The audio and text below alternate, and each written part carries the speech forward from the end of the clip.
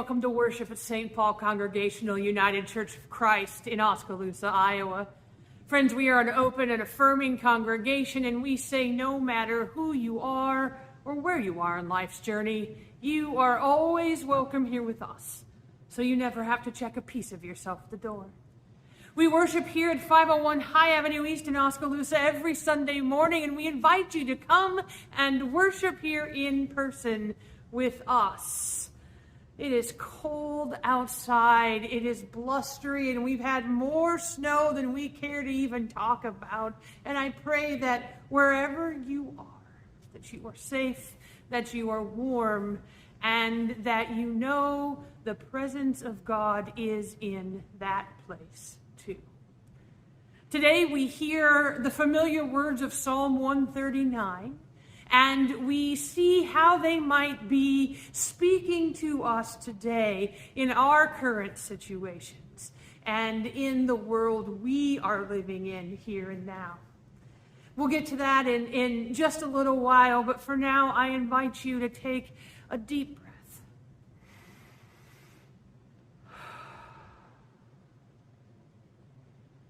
Clear the clutter in your mind and in your hearts, and make space for the divine to find you right where you are. Friends, welcome to worship.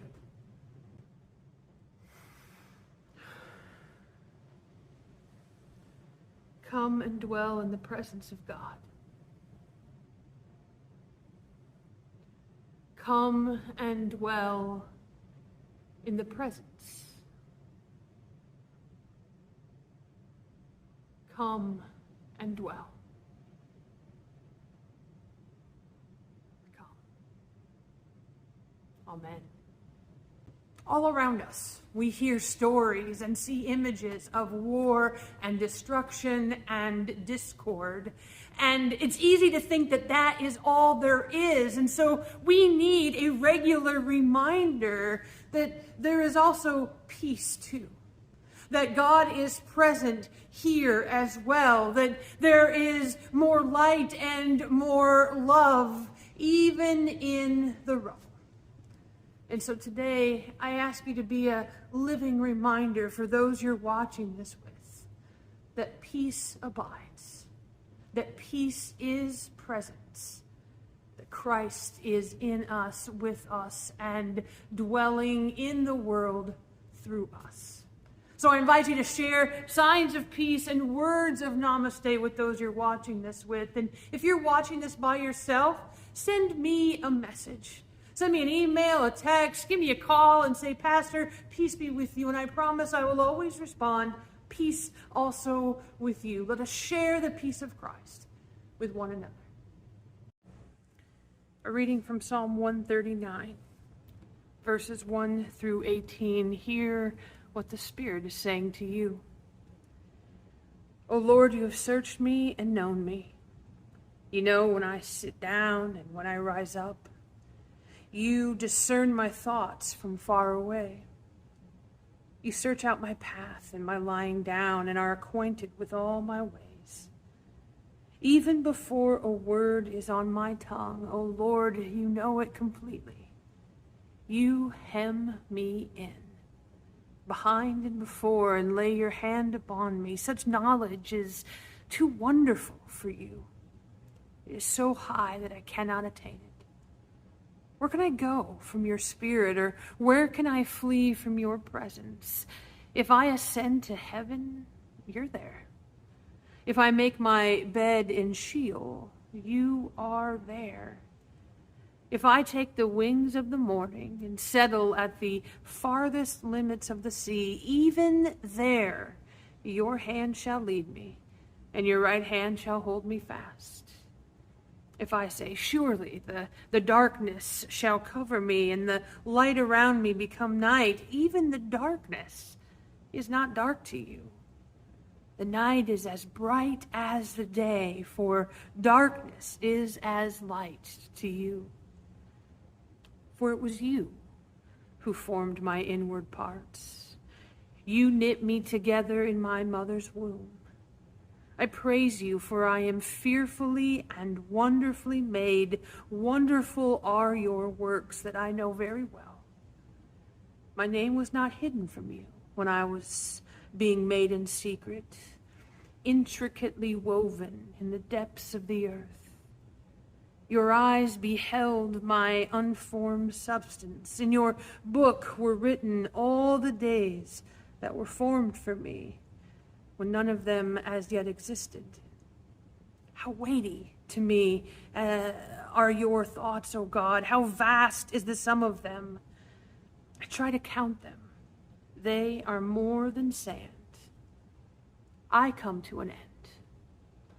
I am still with you. In our house, the words of Psalm 139 are not quite the holy wafers of comfort that many people see them as. It's not necessarily about the psalm itself, so much as it is about the way the psalm has been used and interpreted over time and across traditions to insist on theological concepts like predestination, or the belief that everything that happens has already been determined by God, which is kind of a bitter pill to swallow in our house. What with my spouse being someone who was born with a congenital heart defect, and with me living through cancer when I was 28 years old. Particularly when this divine predestination is coupled with language plucked out of this psalm and out of the psalm's context, like, you knit me together in my mother's womb, as if those of us who have ever dealt with health concerns were somehow made wrong by our Creator. Add in the sentimentality of particular verses from Psalm 139, made popular by Hobby Lobby home decor, and you have the absolute perfect reasons for chucking the whole thing out the proverbial window. Take it from someone who's actually done that before. Chucking this psalm in particular out the window is a mistake, because whether we know it yet or not, we need what this psalm has for us today. Despite its grandma's home cooking kind of feel, Psalm 139 is a gritty and defiant psalm.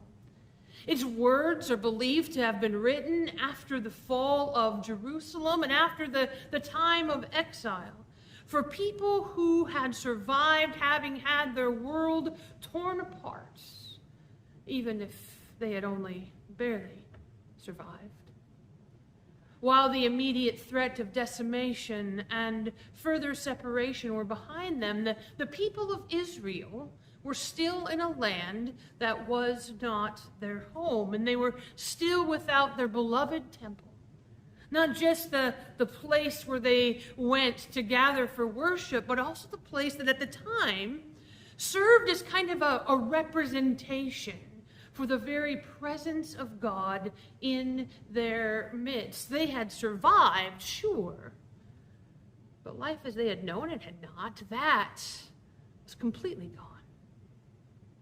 So, on the other side of losing everything they had known and loved, on the other side of having home and family stripped from them, on the other side of having the very place that let them know that God was present with them was completely reduced to rubble, this psalm gets written. And it gets written and prayed and sung, not as a lament, not as a means of asking God why or how long they would continue to suffer, or why they had to lose so much in the first place. All perfectly faithful and understandable questions, I might add. But rather, this psalm gets written and prayed and sung as a way to remember God's faithfulness to God's people in the past, while ruggedly claiming that same faithfulness in the present, even on the other side of all that they had loved and lost.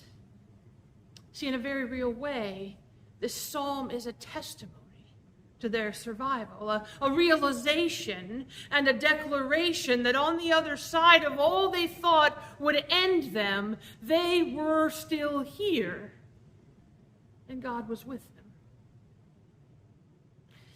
Which leads me to wonder if maybe the gift of Psalm 139 isn't to give us more trite, oversimplified sayings to frame and hang on our dining room walls, or to continue to assert that God has a plan and our suffering is somehow a predestined part of that plan, and is instead an opportunity for us to realize that we are here too.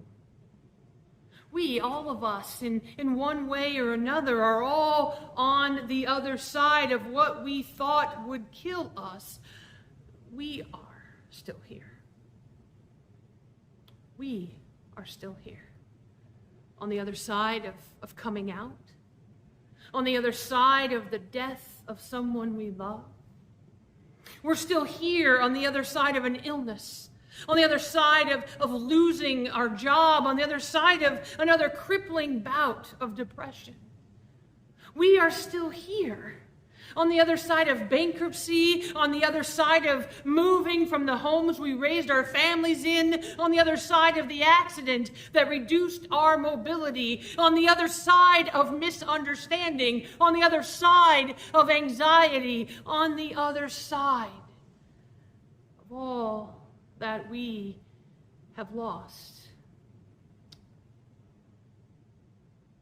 And to name that we are still here is not to claim that we didn't get here without slipping and sliding and tripping our way through. It isn't to claim that we didn't get here because we faked it until we made it, or because we only thought positive thoughts and dismissed our fears and freakouts and our anger to make everyone else feel comfortable. To name that we are still here isn't to say that it still doesn't hurt and that it still doesn't haunt us, or that we still aren't trying to climb out from under it or make sense of it all. To say that we are still here is nothing more and nothing less than naming and proclaiming that what didn't kill us didn't kill us. And we are still here. On the other side of whatever it is that felt like the end. And since we are still here, we can be assured that so is God. God is here. At this furthest point that we could ever imagine from where we once were. As far as the darkness is from the light. As far apart as up is from down, as far away from the shore as the place where the sea and the horizon meet. God is here no matter where here is. For our sacred stories remind us that there is nowhere that we are removed from God's loving presence. Not a war, not an illness, not a crisis, not even death. For while God's love may not keep us from suffering or keep us from experiencing all that we feel like will end us, we can trust that the suffering, the heartache, the fear, and the uncertainty will not, cannot, and shall not ever separate us from the loving presence of our Creator.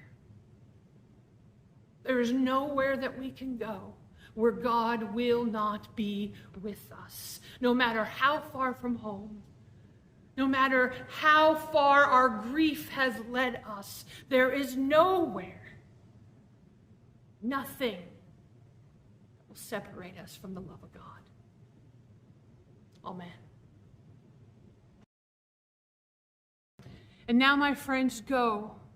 Go with the assurance that wherever it is your life takes you, whatever heartache you experience, whatever other side you find yourself on, be assured that God goes with you.